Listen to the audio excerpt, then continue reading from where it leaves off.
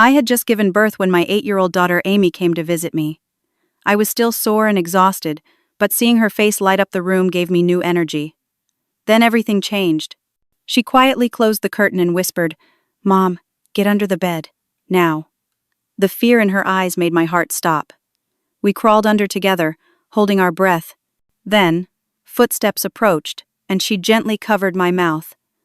Who could make my brave little girl this terrified? The footsteps stopped at the edge of my bed. From underneath, I could see black boots.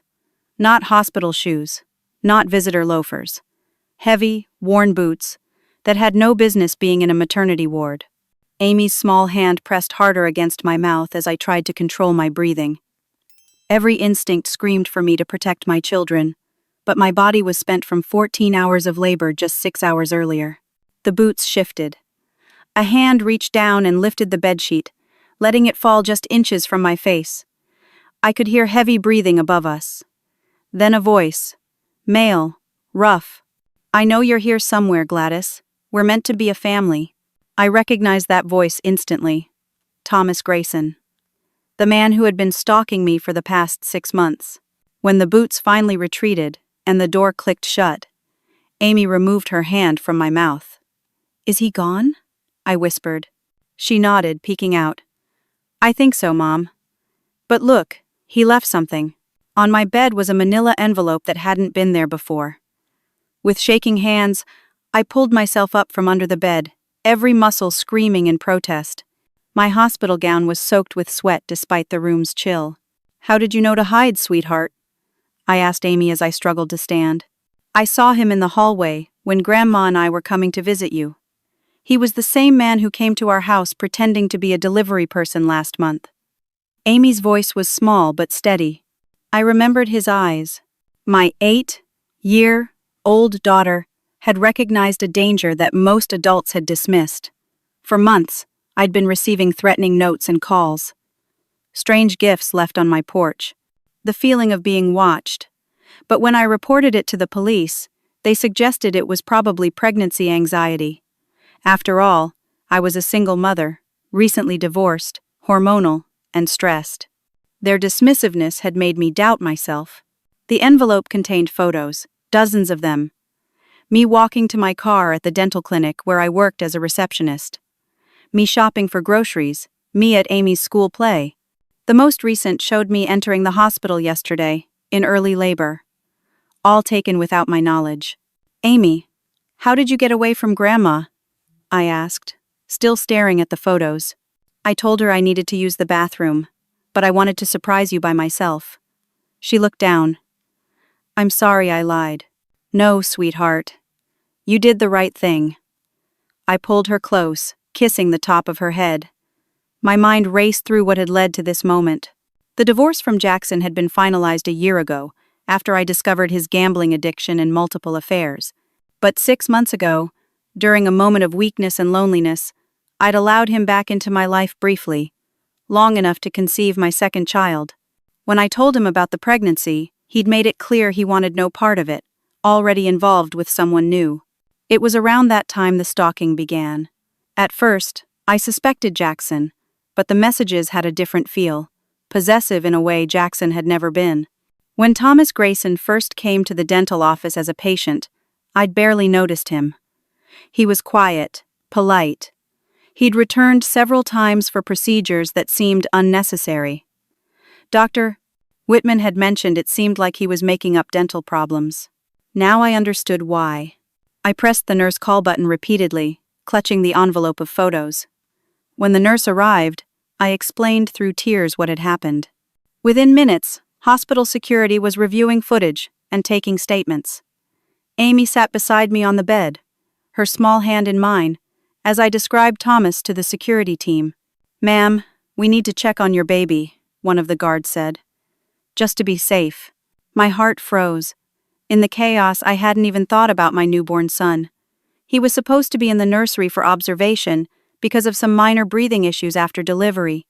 "Please," I begged, "go check on him right now." As one guard left for the nursery, another stayed with us, speaking into his radio. I held Amy close, silently thanking her for her bravery and quick thinking. Without her, I might have been alone when Thomas arrived. The thought made me shudder. "Mommy," Amy whispered. "Who is that man? Why is he following you?" I wanted to protect her from the truth, but she deserved some explanation after what she'd done. "He's someone who came to my work. I think he's confused and believes we should be friends when we shouldn't be." Amy's eyes, so much older than her years, looked into mine. "He doesn't want to be just friends, Mom. I heard him say family." She was right, of course. The situation was far more dangerous than I'd allowed myself to believe. And now, as we waited to hear about my baby boy, I realized just how much I'd been hiding from, not just Thomas, but the reality of the danger he posed. The security guard who had gone to check on my son returned, his face grim. My heart dropped before he even spoke. "Miss Walker, we need to talk. Right now. Your son isn't in the nursery." The words hit me like a physical blow. I clutched Amy tighter, my entire body trembling. "What do you mean he's not there? Where is he?" My voice rose in panic. The guard's expression was grave. "The nursery staff said a doctor came about 30 minutes ago, saying he needed to run additional tests. He had ID and paperwork. They released the baby to him." "But that's not possible." Dr. Winters didn't mention any additional tests. My mind raced through the possibilities, each more terrifying than the last. "Call Dr. Winters now." While one of the guards contacted my obstetrician, another was already reviewing security footage. The hospital went into lockdown mode, a code pink for a missing infant. Alarms sounded throughout the building as staff secured all exits. My phone rang with an unknown number. With trembling hands, I answered and put it on speaker. "Gladys." Thomas's voice sent ice through my veins. "We're finally going to be the family we were meant to be." "Thomas, where is my son?" I fought to keep my voice steady. "Our son is safe with me. I've prepared everything for him. For us. You'll see. If you want him back, you'll meet me alone. No police, or you'll never see him again." Before I could respond, he hung up. The security team had been recording the call and immediately notified the police. Within minutes, the hospital room filled with officers, followed shortly by Detective Marlene Foster, a no-nonsense woman with short gray hair and penetrating eyes. "Mrs. Walker, I need you to tell me everything about this man," she said, setting up a recording device. As I recounted every interaction with Thomas Grayson, every strange occurrence over the past months, I watched shame cross the faces of some officers, the same department that had dismissed my earlier reports. Detective Foster didn't waste time on recriminations. She focused on gathering information and setting up a search for my newborn son, whom I'd named Ethan. "We've pulled his information from hospital records," Foster explained. "Thomas Grayson, 40, 2 years old. He accessed the building using a stolen maintenance worker ID. We have him on camera taking a maintenance cart into the service elevator, large enough to conceal an infant." Amy sat quietly beside me, listening to everything. I wanted to shield her from this nightmare, but she was already deep in it. My mother arrived, frantic with worry, and I asked her to take Amy home. "No!" Amy cried, clinging to my arm. "I want to stay with you. He might come back." Detective Foster knelt before my daughter. "Your mom has police protection now, and we need your help, Amy. You're the only one who's seen this man up close recently. Would you be willing to work with our sketch artist?" Amy straightened her shoulders and nodded solemnly. "I remember exactly what he looks like." While Amy worked with the sketch artist in a corner of the room, Foster continued her investigation. "The hospital is reviewing all footage. We believe he left through a service entrance on the east side. All staff are being questioned. We'll find him, Mrs. Walker." But her reassurance couldn't penetrate my growing despair. My newborn son was in the hands of an obsessed stalker. I was still weak from childbirth, hooked to IVs, unable to even leave the hospital to search for him myself. "This is my fault," I whispered, tears streaming down my face. "I should have taken the stalking more seriously. I should have pushed harder when the police dismissed me." Foster shook her head. "Don't go there. Focus on what we can do now." An officer rushed in with a tablet. "Detective, we've found something." The tablet showed security footage of Thomas, dressed in maintenance coveralls, pushing a cart toward a service exit. The timestamp showed it was just 20 minutes after I'd given my son over to the nursery staff for observation. How did he know when I'd give birth? How did he know exactly where to find us? I asked, my voice breaking. Foster's expression darkened. Someone gave him inside information. We're checking hospital staff, but she didn't need to finish. We were both thinking the same thing. Someone close to me had helped him. My phone rang again, another unknown number. Foster nodded for me to answer while she signaled an officer to trace the call. Gladys. Thomas's voice was softer now, almost tender. He looks just like you. He has your eyes. Tears blinded me as I clutched the phone. Thomas, please. He needs to be in the hospital. He had breathing issues after birth. I've got everything he needs. I was a paramedic before everything changed. I know how to care for him. Foster whispered instructions to me. Keep him talking. Ask to hear the baby. Thomas, I said, forcing calm into my voice. I need to hear him. Please, let me hear my son. There was silence. Then the unmistakable sound of a newborn's cry came through the phone. My heart both broke and soared at the sound. My baby was alive. See? He's perfect, Thomas said. Just like you. Just like she was. She? I questioned, following Foster's silent prompts to keep him talking. My Sarah. You look so much like her. The first time you smiled at me in the dental office, I thought she'd come back to me. His voice cracked. When I found out you were pregnant, I knew it was a sign. Foster was frantically writing notes, signaling officers. I realized they were getting somewhere with the trace. Thomas, I said gently, I'm not Sarah, and my baby needs medical care. Please bring him back. His voice hardened instantly. No! You're trying to trick me, just like they all did. You'll understand once we're together properly. I've prepared everything. A place they'll never find us. Let me come to you then, I offered desperately. Just tell me where. Soon, he said. I'll contact you when it's time. When I'm sure you're alone and not setting me up. The line went dead. Foster slammed her fist on the table. We almost had it. He's using burner phones, switching between calls. As officers rushed out to follow new leads, Foster stayed behind with me. Mrs. Walker, we need to dig deeper into Thomas Grayson's background. Something triggered this fixation on you and your baby. A hospital administrator entered with a thick file.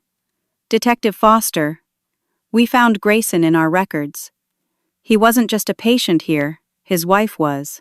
Foster took the file, and her eyes widened as she read. Mrs. Walker, 3 years ago, Thomas Grayson's wife died during childbirth in this very hospital. Their baby didn't survive either. The revelation sent chills down my spine. What had seemed like random stalking suddenly had a horrifying logic to it. There's more, the administrator continued. His wife's name was Sarah. She was 32, blonde, 5'6", just like me. Foster turned to me. We're dealing with a man recreating a lost family. That makes him both more dangerous and more predictable. As night fell, I refused pain medication, needing to stay alert. Amy eventually fell asleep in a chair beside my bed, exhausted from the ordeal. My mother had gone to prepare our house in case we needed to leave quickly once I was discharged. Around midnight, my phone lit up with a text from another unknown number. Tomorrow, be ready to come alone. I'll know if you bring police. Foster, who had stayed well past her shift, photographed the message and sent it to her team. We're not letting you go alone, she assured me, but we need to make him believe you are. As I watched my daughter sleeping, her face finally peaceful in slumber, I made a silent promise to both my children. I would find a way to bring our family back together, no matter what it took. Ethan was out there, needing me. And Amy had already shown more courage than anyone should ever have to. Now it was my turn to be brave. But first, I needed to understand why this was happening. What had made Thomas Grayson fixate on me and my children? The answer, I feared, might be closer than any of us realized. Morning arrived with no further word from Thomas. Detective Foster had stationed officers outside my room all night, and was now reviewing new information with me. We've uncovered more about Thomas Grayson, she said, setting down a file. After his wife and baby died 3 years ago, he had what doctors called a psychotic break. He was institutionalized for over 2 years. When was he released? I asked, dreading the answer. 6 months ago. Foster watched my reaction carefully. 6 months. Exactly when the stalking began. So he found me almost immediately after his release? It appears so. According to hospital records, his wife Sarah was treated by Dr. Winters, the same obstetrician who delivered your baby. The connections were becoming clearer, each one more disturbing than the last. When did he first come to the dental clinic where I work? Foster checked her notes. First appointment was 5 months ago. Dr. Whitman confirmed he kept making new appointments for minor issues. Always requested you specifically at the front desk. I closed my eyes, remembering his quiet demeanor, his lingering glances that I'd dismissed as social awkwardness. And no one at the psychiatric facility thought to warn potential targets when they released him? He was deemed non-violent and compliant with treatment, Foster said, frustration evident in her voice. The system failed you, Mrs. Walker. I'm not going to pretend otherwise. A nurse entered to check my vitals. Your ex-husband is here, she said. He's demanding to see you and Amy. Jackson. I hadn't even told him about the birth yet. Our relationship had deteriorated so badly after the divorce that we communicated only through lawyers regarding Amy's visitation. Let him in, I said. Though the thought of facing him now exhausted me. Jackson burst into the room, his face flushed with anger. What the hell is going on, Gladys? There are police everywhere. And why is Amy here instead of at school? Before I could answer, Detective Foster intervened. Mr. Walker, I'm Detective Foster. Your ex-wife and daughter are under police protection. Their safety is our primary concern right now. Jackson looked between us, confused. Protection from what? And where's the baby? Mom said you had a boy. The fact that he had to hear about his son's birth from my mother spoke volumes about our broken relationship. But now wasn't the time for recriminations. Someone has taken him, Jackson, I said, my voice breaking. A stalker who's been following me for months. His expression shifted from anger to shock. What? Who would do that? Then, defensively, are you suggesting I had something to do with this? Foster watched him carefully. No one is accusing you of anything, Mr. Walker. But we need to know if you've noticed anyone unusual showing interest in your ex, wife, or daughter. Or if you've shared personal information about them with anyone. Jackson ran his hands through his hair, a gesture I recognized from our marriage whenever he felt cornered. I don't know anything about this. I've been busy with work and my life. Your life with Tessa, you mean? I said, unable to keep the bitterness from my voice. Tessa was the woman he'd left me for, though their relationship had apparently ended shortly after our divorce. Don't start with that now, Gladys, he snapped. This isn't about us. Amy stirred at the sound of raised voices. She rubbed her eyes and saw her father. Dad? Why are you yelling at Mom? Jackson's expression softened as he moved to our daughter. Hey, kiddo, I'm not yelling, just trying to understand what's happening. Amy's face hardened in a way that broke my heart. At 8 years old, she'd already learned to be wary of her father's mood swings. A bad man took my baby brother, she said simply. I helped Mom hide from him. Jackson looked stunned. You what? As Amy recounted her brave actions, Jackson's face paled. He turned to Foster. How did this happen? How could a hospital lose a newborn? Mr. Walker, we're pursuing every lead, Foster said firmly. Right now, our focus is on finding your son and ensuring your family's safety. He's not really my son, Jackson muttered, then looked away when he saw my expression. Foster's eyes narrowed. Biologically, he is. And right now, that connection might be important. Did you tell anyone about Mrs. Walker's pregnancy? Anyone who might have taken an unusual interest? Jackson shifted uncomfortably. I mentioned it to some people. Friends, poker buddies. It's not exactly a secret when your ex gets pregnant. Poker buddies? Foster pressed. We need names. While Jackson reluctantly provided information about his gambling associates, I watched Amy. She was studying her father with the same intensity she'd shown describing Thomas Grayson to the sketch artist. She saw more than we gave her credit for. A nurse brought discharge papers. My doctor had agreed to release me early, understanding the exceptional circumstances. I would still need rest and care, but at least I could be actively involved in the search for Ethan. As I signed the forms, my phone vibrated with a new text. I see them all there with you. Police. Husband. They don't care about us like I do. Be alone by sunset, or you'll never see the baby again. I showed Foster the message. He's watching somehow, I whispered. Foster immediately ordered a sweep of the room and hallway for hidden cameras or surveillance devices. Meanwhile, she developed a plan. I would appear to leave alone, but would be surrounded by undercover officers. They would follow at a distance when Thomas made contact. What about Amy? I asked. She can't be involved in this. I'll take her, Jackson offered. She'll be safe with me. Something in his tone made me uneasy. Perhaps it was maternal instinct, or perhaps the day's revelations had made me suspicious of everyone. No, I said firmly. She stays with my mother at her house. With police protection. Jackson started to argue, but Foster intervened. That's the safest option, Mr. Walker. We'll arrange for officers to secure your mother, in Law's residence. As preparations were made for our departure, a technician discovered a small wireless camera hidden in the fire alarm of my hospital room. Thomas had been watching us the entire time. He would have seen every officer, heard our plans, Foster said grimly. We need to change strategies. I was moved to a different room, while Foster's team fed false information into the compromised room. They would discuss a fake plan, me allegedly going to a safe house, while actually implementing a different approach. As I gathered my things, Amy sat quietly on the new bed. Mom, she said suddenly, I think Dad knows something. I stopped. What do you mean, sweetie? When you showed the picture of the bad man, Dad looked scared. Not surprised, scared. Children see things adults miss, especially children who've learned to read a volatile parent's moods. Are you sure? Amy nodded solemnly. And last month, when Dad picked me up for the weekend, I saw him talking to a man in the parking lot. I think it was the same man. My blood ran cold. Did you tell Detective Foster this? Not yet. I just remembered. I immediately called Foster to the room, where Amy repeated what she'd seen. Foster's expression remained neutral, but I could see the calculation behind her eyes.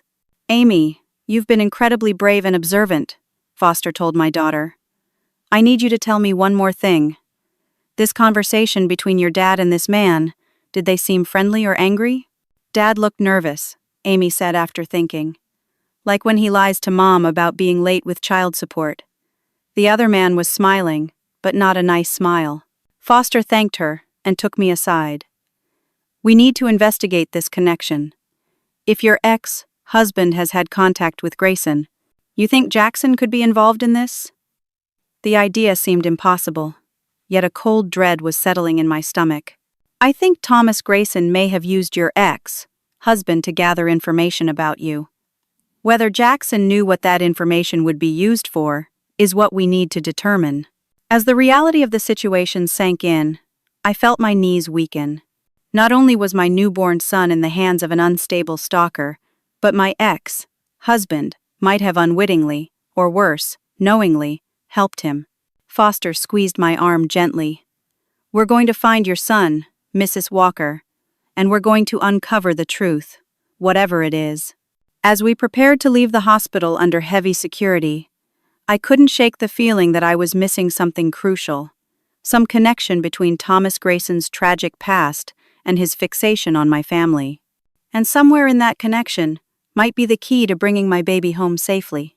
The safe house was a modest two-bedroom apartment in a secure building across town. Police officers disguised as maintenance workers patrolled the premises while Detective Foster established a command center in the living room. Amy had gone with my mother, protected by two officers, while I remained the visible target to draw Thomas out. I sat by the window, staring at my phone, waiting for it to ring. My body ached from childbirth. My breasts painful with milk meant for a baby who wasn't there. 24 hours had passed since Ethan was taken. Each minute felt like an eternity. Mrs. Walker, you need to rest, Foster urged. setting a cup of tea beside me. "We have officers monitoring every possible contact method. We'll alert you immediately." "I can't sleep knowing he's out there," I whispered. "What if Ethan needs medical attention? What if he's hungry? Thomas can't feed him properly." Foster sat across from me. Thomas was a paramedic. He would have stolen formula and supplies. "He's not trying to harm the baby," in his mind. "He's creating a family." "That doesn't make it less dangerous," I countered. "No, it doesn't. But it gives us insight into his actions. He wants you to come to him willingly. He's trying to force your hand without harming the baby." My phone suddenly lit up, with a video call from an unknown number. Foster quickly signaled her team to trace it while nodding for me to answer. Thomas's face appeared on screen. He looked disheveled, his eyes feverishly bright. "Gladys, I've been waiting for you to be alone." "I am alone, Thomas," I said, working to keep my voice steady. "Where's my son? Please let me see him." The camera shifted to show Ethan sleeping in what looked like a makeshift bassinet. My heart clenched at the sight of his tiny face. He seemed peaceful, unharmed. "He's perfect," Thomas said, his voice tender. "Just like our Sarah would have been." "Thomas," I said carefully, "that's not our child. His name is Ethan. He needs to be with his mother." His face darkened. "You are his mother. And I'm his father now. I've taken care of everything. We can be together, away from everyone who tried to keep us apart." Foster was silently signaling me, mouthing words. "Ask where. Where are you, Thomas? Let me come to you. Let me be with both of you." His expression brightened. "You mean it? You'll come?" "Yes. Just tell me where." Thomas's smile sent chills through me. "You already know where, Gladys. I'm waiting at home, our home." The call ended abruptly. Foster immediately turned to her team. "He's at our house. Deploy units for perimeter surveillance, but maintain distance. No visible presence." My mind raced. "He's been in my house? How did he get in?" "Stalkers often obtain keys or learn to bypass security," Foster explained. "We checked your home after the hospital incident, but he must have returned." I stood up, wincing at the pain but determined. "I need to go there. Mrs. Walker, we need to approach this carefully. He'll be watching for police." "Then let me go in alone, with you backing me up secretly." I met her gaze steadily. "He has my son. I'm not sitting here waiting anymore." Foster studied me for a long moment. "We'll set up a tactical plan. But you'll need to wear a wire, and we'll need eyes inside before you enter." As the team prepared equipment, my phone buzzed with a text. "1 hour. Come alone or I take the baby somewhere you'll never find us." Foster saw the message and accelerated preparations. He's getting impatient. That's both good and bad. While officers gathered tactical gear, I called my mother to check on Amy. "She's sleeping finally," Mom said. "Gladys, be careful. That little girl needs her mother." "I will, Mom. Keep her safe." I hesitated. "Has Jackson tried to contact you?" "He called twice, demanding to bring Amy to his place. I told him the police ordered us to stay here." My unease about Jackson grew. Foster had been questioning his known associates from the gambling circles, and something wasn't adding up. As we prepared to leave for my house, Foster received a call that made her face tighten with anger. "What is it?" I asked when she hung up. "Your ex-husband has been in contact with Thomas Grayson. Phone records show multiple calls between them over the past 3 months." The revelation struck me like a physical blow. Jackson is involved in this? In taking our son? We don't know the extent yet. He claims Grayson was just another poker buddy who loaned him money. Says he had no idea about the stalking. I felt sick. "Do you believe him? We're bringing him in for further questioning." Foster checked her watch. "We need to move. The tactical team is already in position near your house." As we drove through darkened streets, Foster briefed me on the plan. A small camera drone had provided images of my house's exterior. No signs of forced entry, but lights were visible inside. "The team reported movement in what appears to be your living room," Foster said. "Single adult male with what looks like an infant carrier." My hands trembled in my lap. "What do I do when I get in there?" "Keep him calm. Don't challenge him directly. Your goal is to get close to the baby. Our team will be monitoring through your wire, and we have thermal imaging showing positions inside the house. What if he has a weapon? Foster's expression was grim. The profile suggests he's not planning violence against you or the baby. But he's unstable, so we can't rule anything out. As we approached my neighborhood, Foster had the driver stop several blocks away. You'll walk from here. We'll be tracking you. Remember, your only job is to keep yourself and the baby safe until we can intervene. I nodded, suddenly remembering something.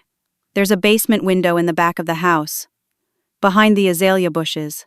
It doesn't show on the security system because it's partially blocked, but Amy and I use it sometimes when we forget our keys. Thomas wouldn't know about it. Foster immediately relayed this information to her team. That could be our entry point. Good thinking. As I prepared to leave the car, my phone buzzed with another text. I can see the police cars 3 blocks away. Tell them to leave or deal with the consequences. Foster read the message and quickly contacted her team to pull back further. He's watching the approaches. We underestimated his surveillance. For the first time, real fear gripped me. I was about to walk into my house alone, to face a man who had stolen my baby and outsmarted the police repeatedly. But the alternative, Thomas disappearing with Ethan, was unthinkable. I'm going, I said, opening the car door. Just promise me you'll get my son out safely, whatever happens. Foster nodded solemnly. We will. As I walked the final blocks to my house, each step painful after the recent birth, I focused on what lay ahead. My son needed me. Nothing else mattered. Amy's face hardened in a way that broke my heart. At 8 years old, she'd already learned to be wary of her father's mood swings. A bad man took my baby brother, she said simply. I helped Mom hide from him. Thomas was waiting for me. The interior of my own home felt alien and threatening as I stepped inside. The familiar scent of the lavender candles I always burned was now mixed with something medicinal. Every shadow seemed deeper, every corner harboring potential danger. Thomas? I called softly, my heart hammering against my ribs. The porch light was on, making my home look deceptively normal. I climbed the steps and reached for the doorknob. To my surprise, it turned easily. I followed the sound, each step deliberate and painful. The living room had been transformed. My furniture was pushed aside, replaced by what looked like a nursery setup. A bassinet sat in the center, surrounded by baby supplies, diapers, formula, bottles, all neatly arranged. And beside it, in my reading chair, sat Thomas Grayson, holding my son. Isn't he beautiful? Thomas looked up at me, his expression one of pure adoration. Not for the baby, but for me. Come sit down. You must be exhausted after your journey. I moved forward cautiously, fighting every instinct to rush to my baby. May I hold him? Thomas hesitated, then nodded. Of course. You're his mother. He placed Ethan in my arms with surprising gentleness. The weight of my son against my chest nearly broke my composure. He was warm, breathing steadily, seemingly unharmed. I checked him over quickly, no signs of distress or neglect. Thomas had indeed been caring for him properly. Thank you for taking care of him, I said, choosing my words carefully. He looks healthy. Thomas beamed with pride. I told you I knew what I was doing. I was a good paramedic before everything went wrong. I sat on the edge of the sofa, cradling Ethan close. What happened, Thomas? With your wife and baby? His face clouded. They said it wasn't anyone's fault. Complications during delivery. But I know better. They didn't listen to me when I said something was wrong. They didn't take proper care of her. That must have been devastating, I said softly. I lost everything that day. His eyes focused on some middle distance, seeing memories rather than the room around us. Sarah was my whole world, and our daughter. I never even got to hold her. I noticed something on the coffee table, a stack of papers that hadn't been there before. Gambling markers with Jackson's signature. My blood ran cold. Thomas, I said carefully, how do you know Jackson? His attention snapped back to me. A small, unsettling smile crossed his face. Your ex-husband has quite a gambling problem, doesn't he? owes money to a lot of people, including me. The pieces began falling into place. You used his debts to get information about me. At first, Thomas leaned forward. But then we came to a more substantial arrangement. What kind of arrangement? I asked, though I was beginning to suspect the horrible truth. Jackson owed me nearly $50,000, money he couldn't repay. Thomas's voice was matter of fact. I offered him a way out. Information about you, access to your home, help timing when to take the baby, in exchange for debt forgiveness. My arms tightened around Ethan. He helped you stalk me? Take our son? He said you were an unfit mother anyway. That he'd be doing the baby a favor. Thomas shrugged. I don't think he believed I'd actually go through with it, but the arrangement benefits everyone. He escapes his debt and gets leverage for full custody of Amy, while I get us. The betrayal was so profound I could barely breathe. Jackson had not only failed to protect his children, he had actively endangered them. And what happens now, Thomas? I asked, fighting to keep my voice steady. Now we leave. I've prepared everything. New identities, a place where no one will find us. His eyes gleamed with fervent belief. We'll be a family, just like I was meant to have with Sarah. I heard a faint noise from upstairs, almost imperceptible, but my maternal instinct recognized it instantly. Amy. Somehow, she was in the house. Thomas, I said, redirecting his attention. I need to feed Ethan soon, and I'll need some of my things if we're leaving. He nodded eagerly. I've already packed clothes for you. And formula for the baby. I'm breastfeeding, I said. It's healthier for him. Thomas looked momentarily confused, this detail apparently having escaped his planning. Oh, of course. That makes sense. Could I have some water? I need to stay hydrated. I was stalling, trying to figure out how Amy could possibly be in the house and what to do about it. Of course. Thomas stood and moved toward the kitchen. The moment he was out of sight, I heard a tiny whisper from behind the sofa. Mom! Amy's face peered out from behind the furniture. My heart nearly stopped. What are you doing here? I mouthed silently. How did you get in? The basement window, she whispered back. I followed you. Grandma fell asleep, and the police officer was on the phone. Before I could respond, Thomas's footsteps returned. Amy ducked back into hiding. Here's your water, he said, setting a glass on the table. We should leave soon. Your police friends might figure out where we are. Thomas, I said, trying to keep him engaged, tell me about our new home. Where are we going? As he launched into descriptions of a cabin in rural Maine, I frantically tried to think of a way to alert Foster about Amy's presence without endangering either of my children. The wire I was wearing would transmit our conversation, but I had no way to specifically mention Amy without Thomas hearing. I grew up in Maine, I said, hoping the police would catch the significance. I had never lived in Maine. It would be a perfect place to raise a family, away from the city. Thomas smiled. I knew you'd understand once you saw the bigger picture. We're meant to be together, Gladys. I felt it the moment I saw you at the dental office. You have her smile, her eyes. Tell me more about Sarah, I encouraged, buying time. She must have been very special. His expression softened with genuine grief. She was everything to me. We met in nursing school. She was going to be a pediatric nurse while I worked as a paramedic. We had it all planned out. As Thomas lost himself in memories, I saw Amy slowly moving from her hiding place toward the hallway. She was trying to reach the front door to unlock it for the police, but Thomas's position gave him a clear view of the hallway if he turned around. I needed a distraction. Oh!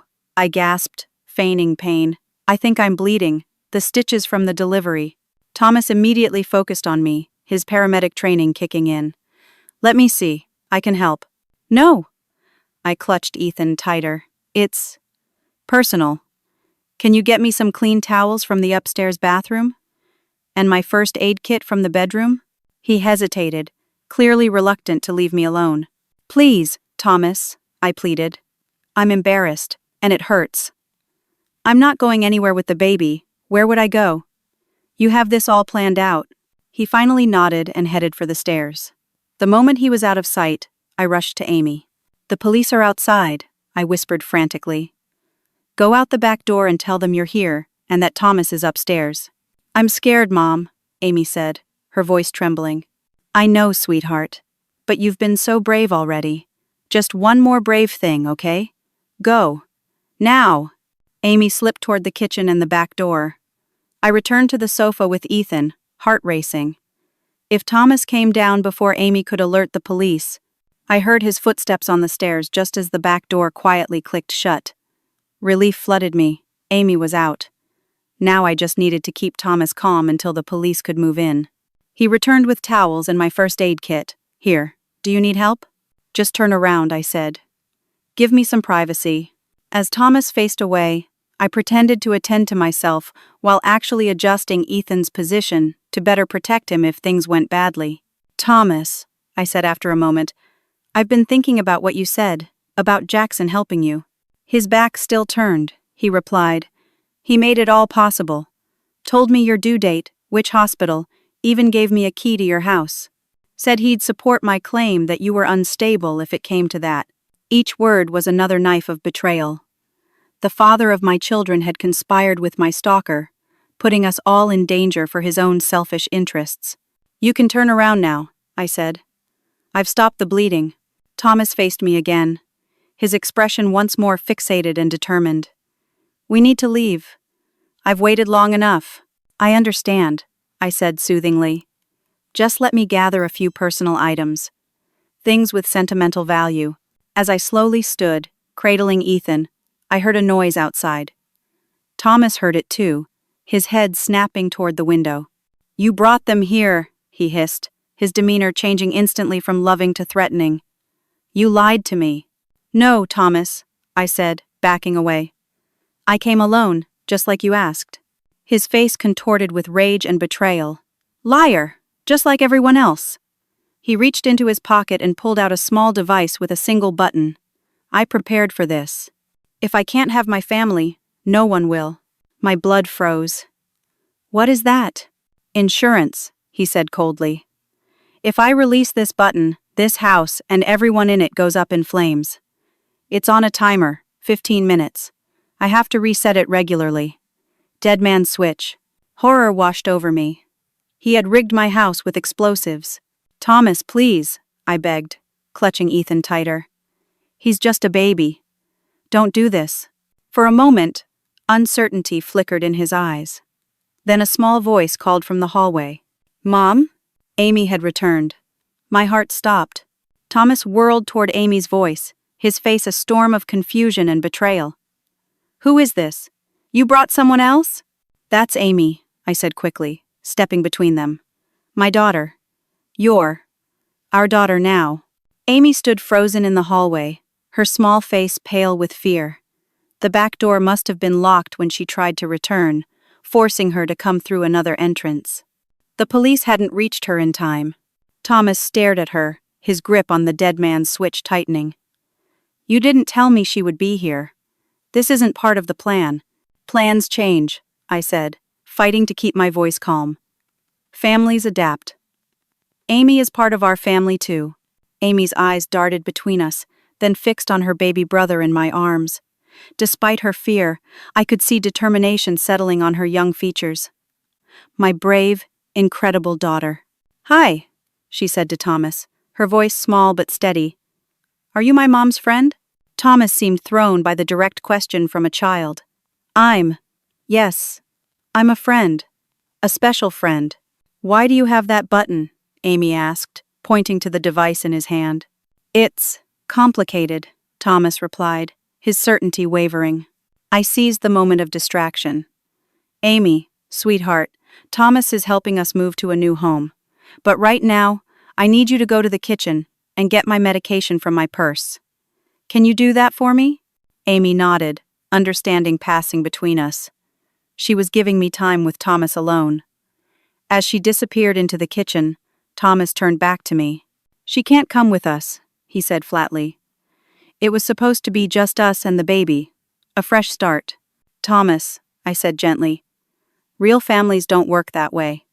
You can't just take the parts you want and leave the rest. Amy is Ethan's sister. They need each other. Conflict played across his features. But she'll remember. She'll tell people about me. She's 8 years old. She'll adapt, just like children do. I took a careful step toward him. You said you wanted a family. This is what a real family looks like. Complicated, imperfect, but whole. His hand trembled on the switch. Outside, I could hear faint movement, the police positioning themselves. I needed more time. Tell me about your daughter, I said softly. The one you lost with Sarah. What was her name going to be? Pain flashed in his eyes. Elizabeth. After Sarah's grandmother. That's a beautiful name, I said sincerely. What kind of future did you imagine for her? As Thomas spoke about the dreams he'd had for his unborn daughter, his grip on the switch relaxed slightly. I inched closer, Ethan sleeping peacefully against my chest. From the kitchen came a sudden crash. Amy had knocked something over. The sound snapped Thomas back to the present, his paranoia returning full force. This is a trick, he snarled. You're distracting me while they move in.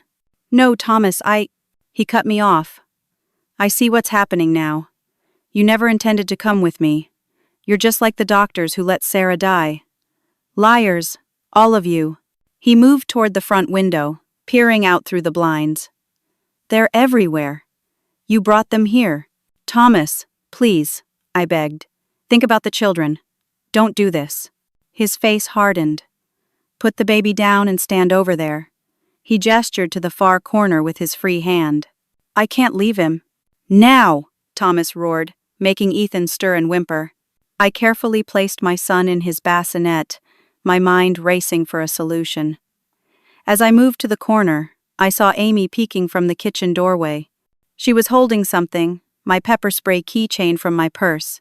Thomas had positioned himself so he could watch both me and the front windows. I just wanted us to be happy, he said, his voice breaking. Why couldn't you just let us be happy? It's not too late, I said. You can still do the right thing. For Ethan. For the family you wanted to protect. A flicker of doubt crossed his features. For a moment, I thought I was reaching him. Then his expression hardened again. No. They'll lock me away. Take you from me. I won't go back to that place. Then what happens now? I asked, desperately trying to keep him talking. I'll give you one chance, he said. We walk out together, right now. Just you, me, and the baby. Or I let go of this button, and none of us leaves. The ultimatum hung in the air between us. I had seconds to decide. Okay, I said. Just us three, no police. Thomas's expression shifted to surprised hope. You mean it? Yes. But I need to get Ethan's blanket from upstairs, the blue one. He won't sleep without it. No tricks, Thomas warned. I'll wait here with the baby. 5 minutes. Then we leave together, or not at all. As I moved toward the stairs, Amy caught my eye from the kitchen doorway. She gave a tiny nod and disappeared back into the kitchen. Upstairs, in the false privacy of my bedroom, I whispered urgently to the wire I was wearing. He has explosives on a dead man's switch. 15, minute timer, if he releases the button. Amy is in the house. He's watching the front. Need immediate entry through basement window. I grabbed the blue blanket from the nursery and hurried back downstairs, my mind racing through options. As I reached the bottom step, I heard Amy's voice from the living room. Mister? I found something for the baby. My heart nearly stopped. Amy had entered the living room with Thomas. I rushed in to see her standing near Thomas, holding a teddy bear, one Jackson had given her years ago. Ethan might like this, she was saying. It helped me sleep when I was little. Thomas looked confused by this small act of kindness. That's thoughtful of you. Amy, I said carefully, come here, please. In a minute, Mom, she replied, her eyes fixed on Thomas. I want to show him the trick with the bear first. Before I could stop her, Amy pressed the bear's paw, activating its built-in lullaby. The sudden music startled Thomas, making him turn toward the sound. In that split second, Amy tossed something toward me, the pepper spray. I caught it instinctively as she ducked behind the sofa. Thomas realized what was happening a moment too late. As he turned back toward me, I sprayed directly at his face. He screamed in pain, hands reflexively rising to his eyes. The dead man's switch fell to the floor.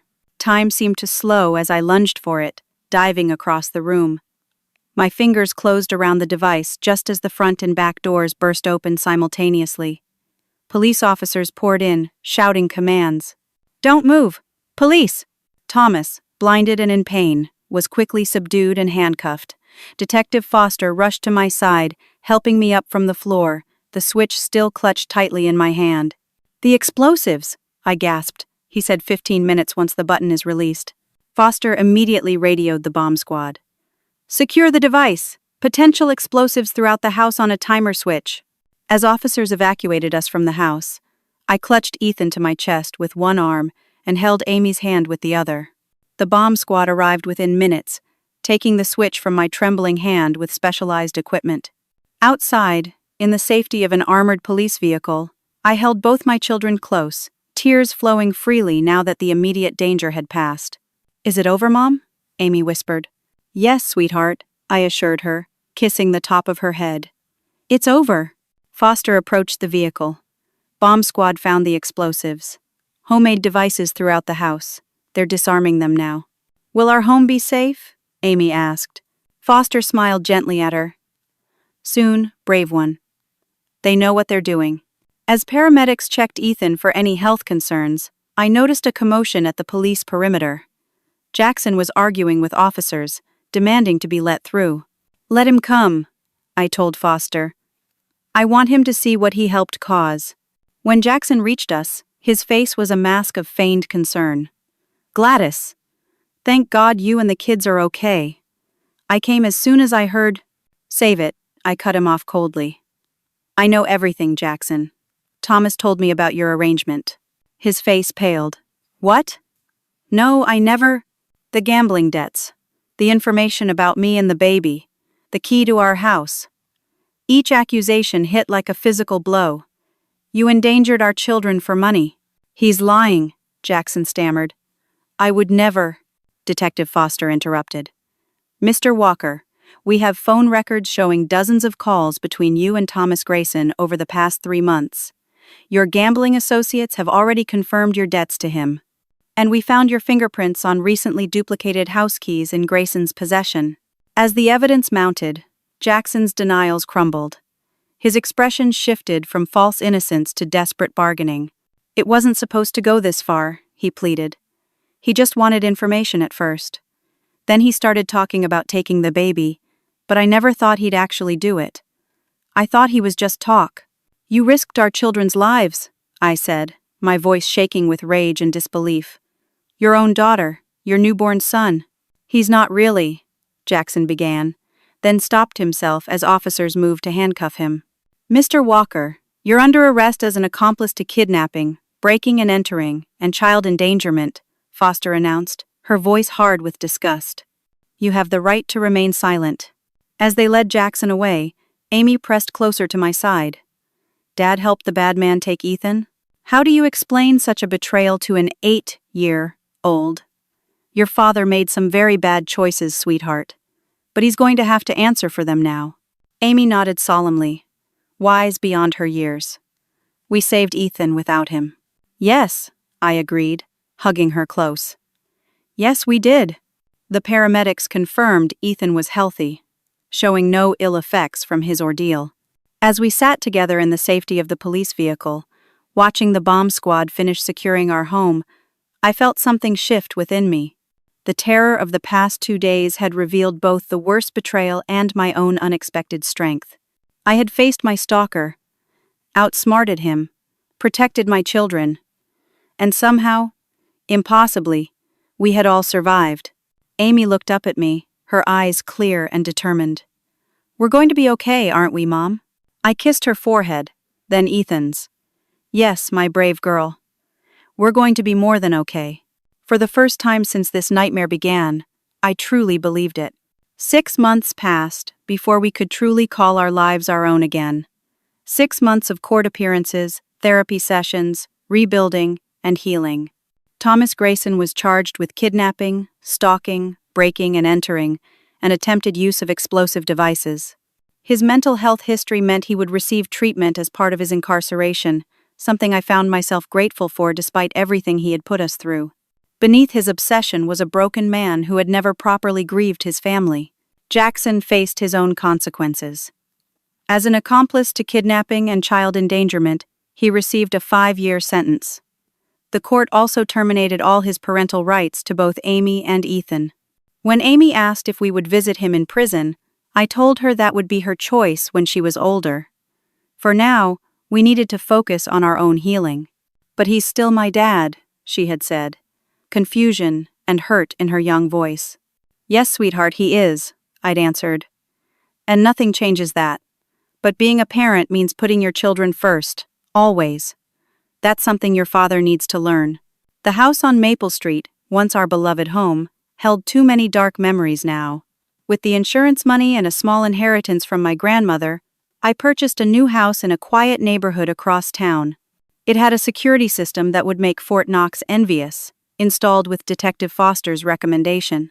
Foster had remained in our lives, checking in regularly and eventually becoming something of a family friend. She had taken a personal interest in our case and in Amy's well-being, impressed by my daughter's bravery and quick thinking. She's going to be a detective someday, Foster often joked during her visits. Got better instincts than half my department. Amy would beam at the praise, her confidence growing with each passing month. The therapist said her recovery was remarkable, though nightmares still visited occasionally. On those nights, I would find her in Ethan's room, standing guard by his crib, fierce protectiveness in her young eyes. As for me, I had discovered strengths I never knew I possessed. The dental office had held my position, but returning to a receptionist job no longer felt right. Instead, I had taken online courses in crisis counseling and started a support group for survivors of stalking and domestic violence. Twice a month, women gathered in a secure community center room to share stories and strategies. Many brought their children, who played together under the watchful eye of a child care volunteer while we talked. Today was one such meeting, and as I watched the circle of women nodding and understanding while a newcomer shared her story, I felt a quiet pride in what we had built together. The hardest part, the woman was saying, is making people believe you. Even the police told me I was overreacting. Murmurs of agreement rippled through the group. We had all faced dismissal and disbelief at some point. Trust your instincts, I told her gently. Document everything. And know that you're not alone in this room. After the meeting, as I gathered my things, Amy came bounding in from the children's area, Ethan toddling behind her on increasingly steady legs. At 14 months, he was a happy, curious baby, with no memory of his traumatic first days. Amy, now 9, had appointed herself his fiercest protector and greatest playmate. Mom, Ethan said a new word, she announced proudly. Tell Mom, Ethan. Ethan looked up at me with Jackson's eyes but my smile and proclaimed with great seriousness, Safe. My heart melted as I lifted him into my arms. That's right, my little one. We are safe. The word held such weight for our family, such promise. As we drove home, Amy chatted about her school project on everyday heroes. I'm writing about Detective Foster, she explained. And about you, Mom. Me? I glanced at her in the rear-view mirror. I'm just your mom, not a hero. Amy gave me the exasperated look that only pre-teens can truly perfect. You fought a bad guy and saved us, Mom. That's what heroes do. I smiled, touched by her perception. Well, you were pretty heroic yourself, remember? We saved each other. That night, after the children were asleep, I sat on our new porch swing, watching fireflies rise from the summer grass. Our neighborhood was quiet, the houses filled with families going about their ordinary lives. From the outside, we looked just like them now, a mother and her 2 children. Nothing to suggest the extraordinary journey that had brought us here. My phone pinged with a text from Foster. Court date set for Jackson's appeal. Don't worry, he doesn't stand a chance. Coffee next week? I texted back a quick affirmative, grateful for her continued support. Jackson's attempts to regain visitation rights had been persistent but unsuccessful. His actions had consequences, and part of my healing was learning not to shield him from them. As I gazed up at the stars, I reflected on the lessons of the past year. I had learned that danger can wear a familiar face. That help can come from unexpected sources. That my 8-year-old daughter had more courage than many grown men, that I was stronger than I ever imagined. Most importantly, I had learned that recovery isn't linear. Some days were still hard. Some nights, I still checked the locks 3 times and slept with my phone in my hand. But other days brought a freedom and joy I might never have appreciated without knowing their absence. Inside, I heard Ethan's monitor pick up his soft babbling, not crying, just the self-soothing sounds he made while dreaming. Beside his crib, I knew Amy had placed the baseball bat I'd found in her room and gently confiscated, explaining that while her protective instincts were good, we had other securities in place now. "But how do you know we're really safe?" she had asked, reluctant to surrender her weapon. "Because we made ourselves safe," I'd told her. "By being brave, by being smart, and by trusting each other." She had considered this, then nodded solemnly. "And by having really good locks." I had laughed and hugged her close. "Yes, and by having really good locks." The memory brought a smile to my face as I rose from the swing and went inside, securing the door behind me with its state of the art deadbolt. In the kitchen, I prepared my lunch for tomorrow and set the coffee maker for morning. These mundane tasks, now a cherished luxury of normal life. Before heading to bed, I peeked in on my children. Amy was sprawled across her bed, one arm flung over her collection of mystery novels. Ethan slept peacefully in his crib, bathed in the soft glow of his nightlight. I stood watching them breathe, overwhelmed by love and gratitude. In my darkest moments under that hospital bed, hiding from a stalker with my daughter's hand over my mouth, I couldn't have imagined this quiet, ordinary evening. This safety, this peace. As I finally crawled into my own bed, I realized that's what recovery really meant. Not the absence of painful memories, but the creation of new ones. Not the elimination of fear, but the courage to live fully despite it. Not the guarantee that nothing bad would ever happen again, but the confidence that we could face whatever came, together. The journey had changed me, hardened me in some ways, and softened me in others. I was no longer the woman who dismissed warning signs or doubted her own instincts. I was Gladys Walker, survivor, mother, protector. The woman who had crawled from beneath a hospital bed to reclaim her life and her family. Tomorrow would bring its own challenges, a support group to lead, children to raise, a future to build. But tonight, in our fortress of a home, with my children sleeping soundly down the hall, I was exactly where I needed to be. Safe, whole, free. Have you ever had to trust your instincts when others doubted you? Or found strength you didn't know you had when protecting someone you love? I'd love to hear your stories in the comments below. And if this story resonated with you, please like, subscribe, and share to help others who might be going through similar situations. Remember, you're never as alone as you might feel in your darkest moments. Thank you for listening, and may you always find the courage to trust yourself when it matters most.